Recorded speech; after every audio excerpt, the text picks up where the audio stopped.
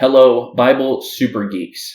I am trying a new segment out right now for some of the things that I'm not able to get to in the typical class video, but nonetheless want to give a little bit more time to for the YouTube video. This is a little experimental because I'm not going to have answers for everything, but nonetheless, I thought some of you might be super interested in some of those questions and feel dissatisfied that I didn't go further. So I'm going to pick out some things to geek out about on Simple Foreknowledge. I want to bring us back to the question about God's actions requiring time. So for there to be creation, remember this, there has to be a moment when something wasn't before it came into existence. So for God to create, the idea of creation means something didn't exist, now it exists. That requires sequence. Therefore, that requires time. And we talked about how the proponents of the atemporal view would respond. They would say there's no way for us in time to perceive God's actions. We're fish in water. You can't ask us what it means to be wet.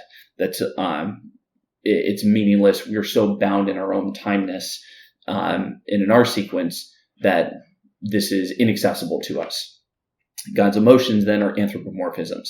It's human terms to help us understand God, but not as God actually is. We can't actually access the nature of God because God is so separate from one of the fundamental things to our existence, which is the sequence of events in time. So, we talked about eternality as a potential solution, but I wanted to talk about how eternality itself has problems. And the analogy for that is, I believe it was David Hilbert. Last name was definitely Hilbert, a mathematician talking about infinite sets. And there is a problem, if you liked the eternal view from the previous video, I'm going to throw a wrench in the gears, see what you think. The thought experiment is of the Grand Hilbert Hotel, which has no vacancy, but has welcomes any guest, because the manager of Hilbert's Hotel can accommodate any guest, no matter what, despite the fact that every single room is occupied. So I want you to imagine a hotel, infinite number of rooms, and an infinite number of occupants. So extending from now to infinite positive numbers and 0 to infinite negative numbers, that's how many rooms the Hilbert Hotel has, and there's no vacancy. There's somebody in every single room. So say a guest shows up and wants a room. You would say, well, there's no room, right? Everything is filled. But the shrewd manager at the desk has figured out a way to solve this problem. The desk manager goes to the person in room 1 and says, can you move to room 2? So room 1 is vacated and the guest in room 1 goes to room 2. Asks the guest in room 2 to go to room 3. Room 3 goes to room 4. And on and on and on.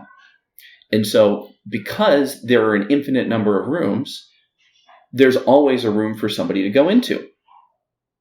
And then by moving everybody to the room next to them, there has now been space made in room number 1, and the new guest can come in and stay the night. Now imagine an infinite number of guests. So there's another infinity shows up. How could that happen? You can't add infinity, right? You can't say, person in room 1, go to room infinite. That doesn't work. But the manager comes up with another very clever play. The manager tells the guest in room 1 to go to room 2. The guest in room 2 to go to room 4. The guest in room 3 to go to room 6. Go to the room that's double your current room number. So every guest does that. And again, because there are infinite rooms, there is accommodation. And what you might know is that any number multiplied by 2 is an even number. So by doing this, what the manager has done is created vacancies in all of the odd rooms. Because there's an infinite number of rooms, the infinite guests can move into the infinite even numbers. And then all of the infinite number of guests that just arrived can go into the infinite odd rooms, and all of the guests are accommodated in the hotel with no vacancy. Okay. You might be wondering, is Ryan trying to convince me that this is possible? And I'm going to say no. I'm going to say it's a paradox. Here's the interesting thing. Mathematically, it's true. And this is the point of Hilbert's hotel. What Hilbert was trying to explain is that this is an absurdity. There's not an actual infinite. You can always add to infinity. Basically, it is a way of trying to explain that an infinite series can't actually exist. Because if you think you've created an infinite series, you can always add one more. You can always multiply by 2. There is always a transformation that you can do it upon infinity to add more to it. And so, simply put, the infinite can't exist. So therefore, eternality and infinity, the problem of Hilbert's hotel is sometimes using Christian apologetics to attack a eternal universe theory, which seems like a fair application of it. But it can also be used to attack the idea of eternality within time, like a true infinite set. So a potential solution to the problem can come in if we look at the book of Colossians. You might be familiar with this one, Colossians chapter 1. So God, he's the invisible image, or the image of the invisible God. This is Jesus. Highlighted down here, he himself is before all things, and in him all things hold together. So some read this verse as implying 2 different relationships to time. God is before all things, so atemporal, but holds all things together, which means sustaining things in time, because holding things together from moment to moment to moment to moment, holding sequential things together, that requires being in the sequence, being in every location in time always. So Christian philosopher William Lane Craig has come up with an interesting theory that God was atemporal before the creation of the universe, but then became temporal, upon the creation of space-time. Now, this can run into issues with the idea of divine perfection. If God is perfect, any change in God's being is necessarily something other than perfect. So if God was perfect when God was atemporal, then if God becomes temporal, has God become less perfect? And so there are some problems there, but you could see this interesting solution where if there is no time, but God exists, God must be non-temporal.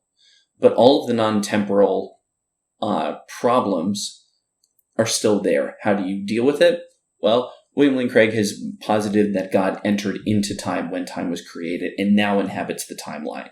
How does God have foreknowledge then? Is God's knowledge bound just like human knowledge, where we have recollection of the past, sensory perception of the present, and nothing of the future? That's going to be covered when we talk about Dr. Craig's favorite theory, Molinism, in week 5.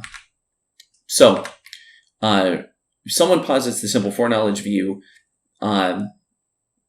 takes on this God enters time perspective, it is important to say that the patient dies on the operating table. God no longer possesses the single now point of view from which to perceive all of time. So in the end, simple foreknowledge requires, I think, the anthropomorphism view. You have to say, if you're going to hold to simple foreknowledge, what do you do with the challenge of God changing his mind or creating or things that seem to require sequence? I don't think eternality is your answer. I don't think you can get out of it. You've got to take the view that we have a limited perspective.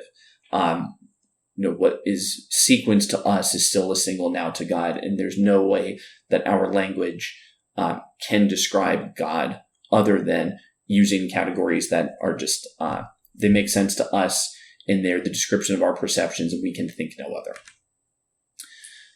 Some other things about simple foreknowledge that I kind of glossed over, this issue of natural evil versus human evil.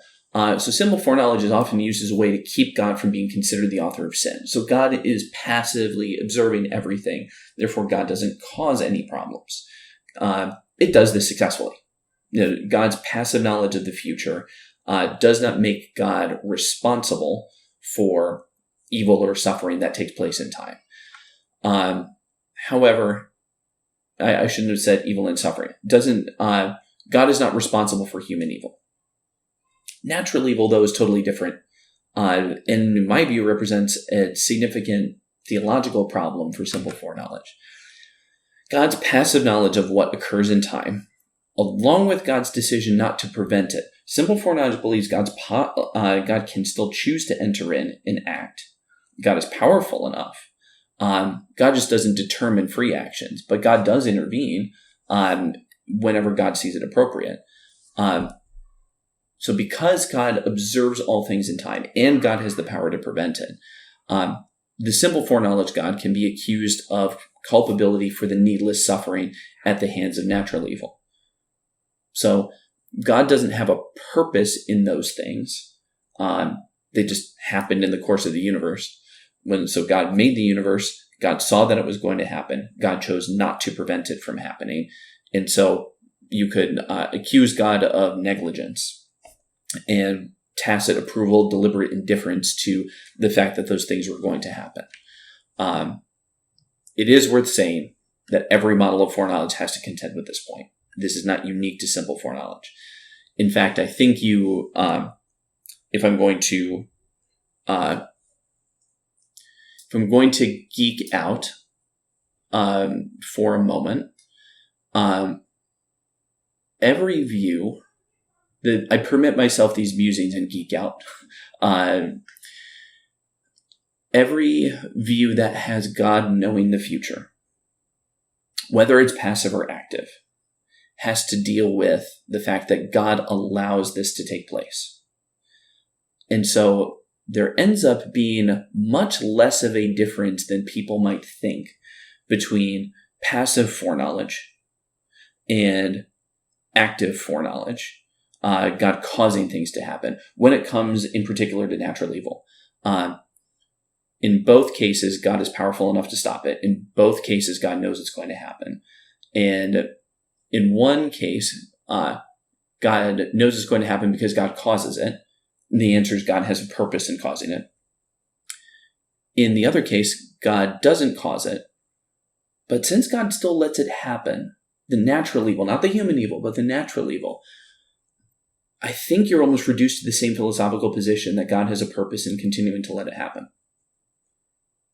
And so there is much less of a difference between Calvinism and Arminianism, simple foreknowledge, divine decree, when it comes to natural evil. I actually think that the divine decree view has a more philosophically consistent explanation. Because in either case, God does not stop something God knows is going to happen. So maybe in our legal system, God would be charged under different statutes, but the effect is the same. All right. So what do we think? This was just kind of an experiment in going a little bit further and rambling a bit about some of the finer points or answering some of your questions that might have been still burning, or if you had additional thoughts. So hopefully that was interesting. I might do this one a little bit more and see how it goes. But thanks so much for watching, and God bless.